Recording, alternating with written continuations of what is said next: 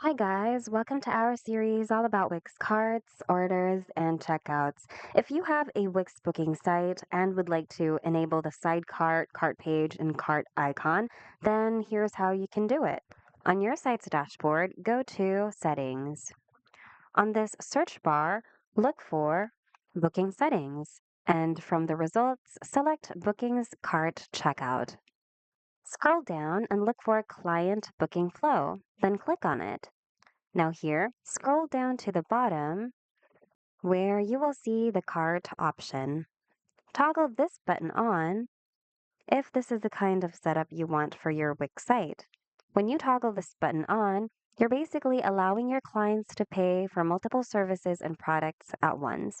So make sure that's enabled if that's the kind of setting you'd like to have for your Wix booking site.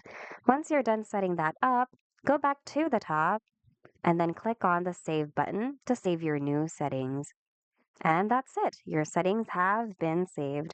We hope this video was helpful. If it was, hit like and consider subscribing for more Wix tutorials.